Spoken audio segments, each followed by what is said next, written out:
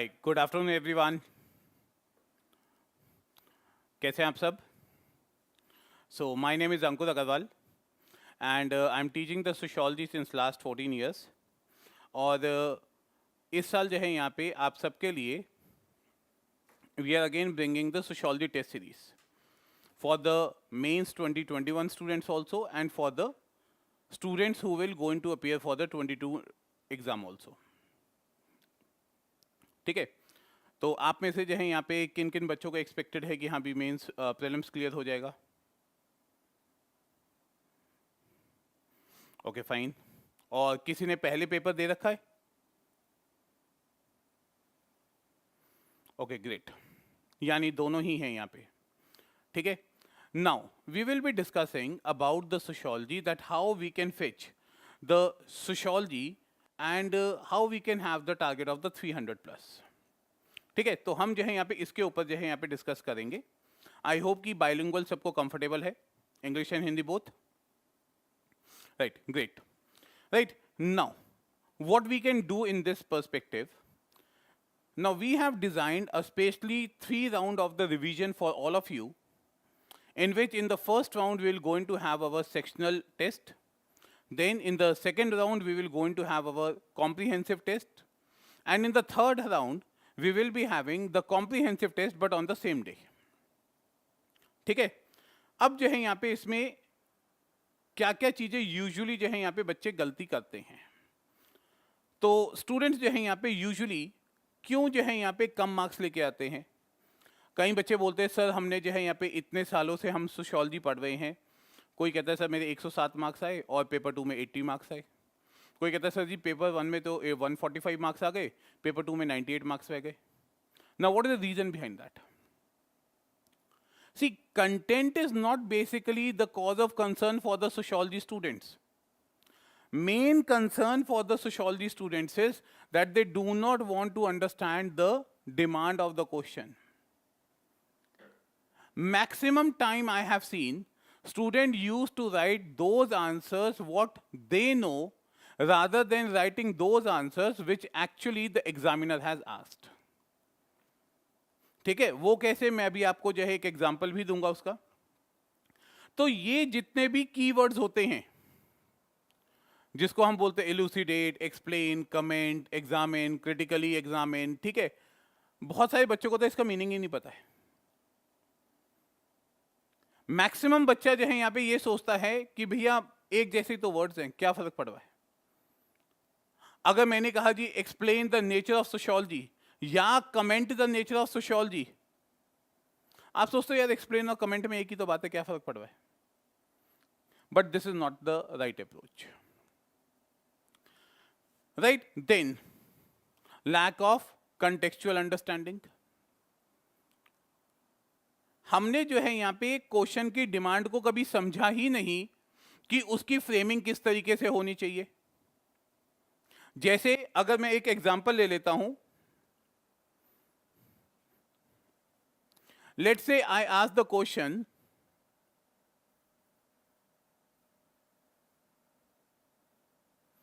explain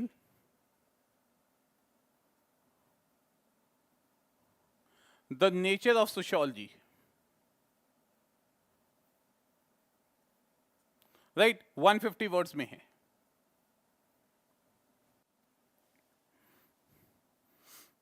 अब most of the time student use to see this thing, अच्छा nature of sociology बतानी है, तो स्टूडेंट क्या करता है यूजुअली?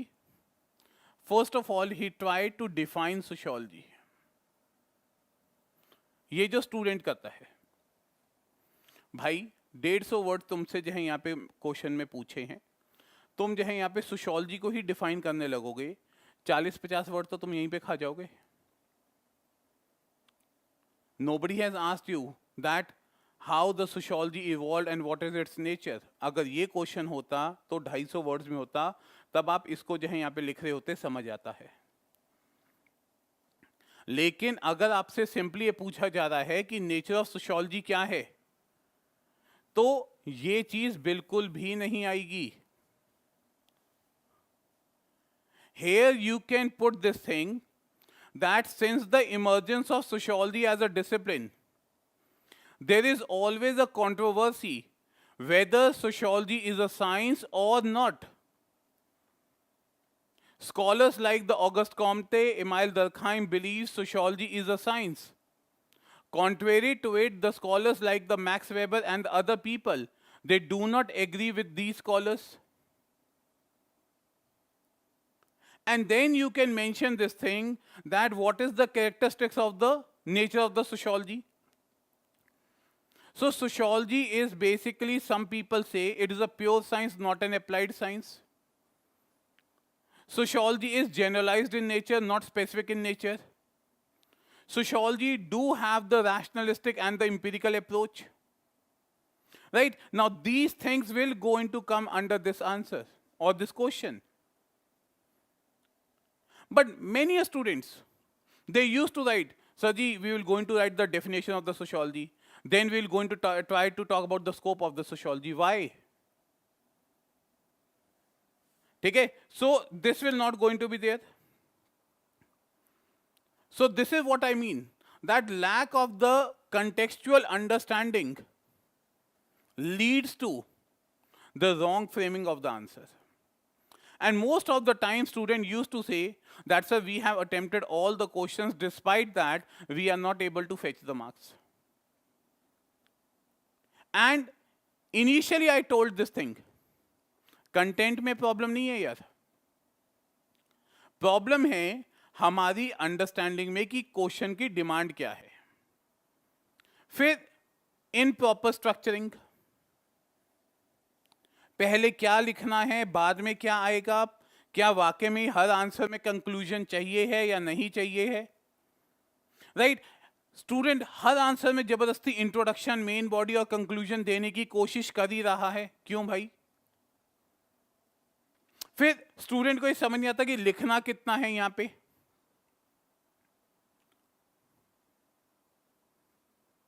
ठीक है? Then most of the time, तो लेट्स से मान लेते हैं we talk about one thing.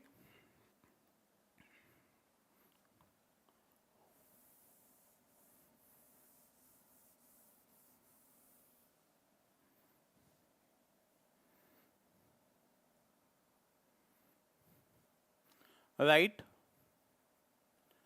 short note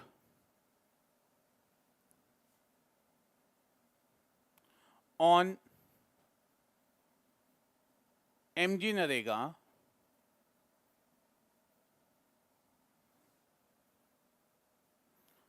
by analyzing it.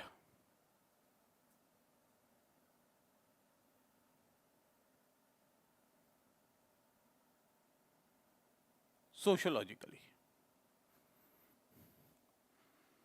अब इसमें मुझे समझ आता है कि आपके पास हो सकता है थिंकर्स ना हो, लेकिन सोशियोलॉजी का सिलेबस तो पता है. एमजी नरेगा को जो है यहां पे अगर हमें एनालाइज करना है, what will happen? Many people, they will going to get the employment. Now link this thing with our unit 6 of the paper 1, work and economic life. Informal sector will going to increase, but at the same time the cause of the labor is still existing. If the people, they will going to get the job, many of the child labor, it will going to reduce. Women empowerment will going to be there. Financially women will going to become strong. Right? Look at from the functional and the Marxist perspective. Functionalist will going to say that it will enhance the status of the female. It will reduce the child labor. Marxist will going to say that even when the MG Narega is there, the intermediaries are still exploiting these people. Right? It is all about that how in this informal sector also, the way in the community development program, the fund which has been allocated from the top till the grassroots level has not been utilized properly. Likewise, the Marxist people will going to say that the fund which has been channelized from the top till the bottom has not actually benefited the real people. Now workers will going to become more and more poor also. And unless and until they will not going to get the class consciousness, till that point of time this system will going to exist like this only. ठीक है, तो ऐसे questions में तो जो है यहाँ पे मुझे समझ आता है कि आपने जो है यहाँ पे आंसर्स में क्या किया, जरूरत से ज्यादा जो है केवल जीएस का आंसर लिख दिया, या जीएस में आप सीधा ही यहाँ पे कंसेप्ट को लिखो, आपको मार्क्स मिल जाएंगे, सोशियोलॉजी में नहीं मिलेंगे। सोशियोलॉजी में हो सकता है आपके पास थिंकर्स ना हो, भाई पर्सपेक्टिव तो है, हम उस पर्सपेक्टिव पे बात करेंगे, ठीक है। इसके अलावा जहां जहां पे आपसे जो है यहाँ पे आपकी ओपिनियन पूछी होती है, प्लीज अपनी ओपिनियन दीजिए, लेकिन ओपिनियन ऐसी होनी चाहिए जो रियलिस्टिक हो, right. So on all these points I will be personally focusing upon. Then this is the thing, ठीक है, लैक ऑफ प्रैक्टिस। यार आप लोग रिवीजन बहुत करते हो, कंटेंट भी बहुत पढ़ते हो, लेकिन इसके साथ साथ जो है यहां पे आंसर राइटिंग की जब बात आती है ना, तो सर जी लिख दिया, एक आंसर लिख देते हैं, दो लिख देते हैं, तीन लिख देते हैं, उसके बाद सर आज मुझे जो है यहाँ पे यहाँ जाना पड़ गया, आज जो है यहाँ पे मुझे जीएस का जो है यहाँ पे प्रायोरिटी देनी पड़ गई, ठीक है। Please all the students who are preparing for the mains 2021 take sociology very seriously. Those students who are having the sociology as their optional, because this will become your deciding factor whether you will going to get success or not. आप किसी के भी जो है यहाँ पे marks उठा के देख लीजिए, आपकी रैंक 2 जो है यहाँ पे, she also was having the sociology as optional. Sociology, ethics and essay, ये चार जो है यहाँ पे आपके चार कैसे हो गए, डबल ओ। मैं डबल ओ क्यों बोलता हूँ, optional paper 1, optional paper 2, ethics and the essay. तो double O and double E, जिसने जो है यहाँ पे इन दोनों चीजों पे जो है यहाँ पे कमांड कर ली, डबल ओ और डबल ई पे, समझ लो कि हाँ भी जो है मेंस में 70% जो है यहाँ पे उसने अपनी विजय जो है यहाँ पे सुनिश्चित कर ली है। Obviously GS matters a lot, ठीक है। So do have this thing कि जितने आप आंसर्स लिखेंगे यहाँ पे आपके लिए अच्छा है। So I will be personally evaluating all these things कि अगर जो है यहाँ पे पैराग्राफ जो है यहाँ पे ठीक नहीं है तो कैसे नहीं है और इसमें आपको ऐड क्या करना चाहिए, ठीक है। इसके अलावा जो है जानबूझ के जो है यहाँ पे इसको मैंने 3 राउंड्स में जो है यहाँ पे किया है, जिससे आपकी रिवीजन बहुत अच्छे हो। तो पहले राउंड में what I have done is I have basically divided the test into the 8 practice test, यानी पेपर 1 हो गया यहाँ पे और जो यहाँ पे पेपर 2, ठीक है। तो 4 जो है यहाँ पे ऐसे टेस्ट कर दिए यहाँ पे। अब 8 प्रैक्टिस टेस्ट में क्या किया, पहले मैंने 4 सेक्शनल कर दिए। 4 सेक्शनल में पेपर 1 के 2 हो गए और पेपर 2 के 2 हो गए, right. Then second round what I have done is full length test. तो comprehensive 1, comprehensive 2। In the third round I will going to take the way UPSC used to take it, सुबह paper 1, शाम को paper 2, यानी 6 घंटे बैठ के जो है यहाँ पे यहीं पे लिखना है सामने। अभी क्या होता है, आप अपने घर में हैं, कभी भी आपने मान लीजिए 2 या 3 घंटे लिखा, 6 घंटे की लिखने की आदत तक नहीं है। या जो बच्चे लास्ट ईयर मेंस लिख चुके हैं उनको जो है यहाँ पे इस चीज का काफी अच्छा एक्सपीरियंस होगा। And at the same time I will be providing you the way UPSC used to ask the strictly pattern of this thing, ठीक है। जितना भी करंट अफेयर्स रिलेटेड जो है यहाँ पे कोई भी कंटेंट आ रहा है, मैं आपको जो है यहाँ पे उसकी एक पीडीएफ दूंगा कि जैसे मान लीजिए अगर फेमिनाइजेशन ऑफ एग्रीकल्चर आ रहा है तो उसका क्या पर्सपेक्टिव आएगा, and will be providing you the model answer. Now this model answer will going to give you the outlook कि हमारे को अपने आंसर्स में क्या क्या पॉइंट्स को ऐड करना है। No need to mug up the entire answer, model answer does not mean कि इसी को मगअप करके जो है यहाँ पे एग्जाम में लिखना है।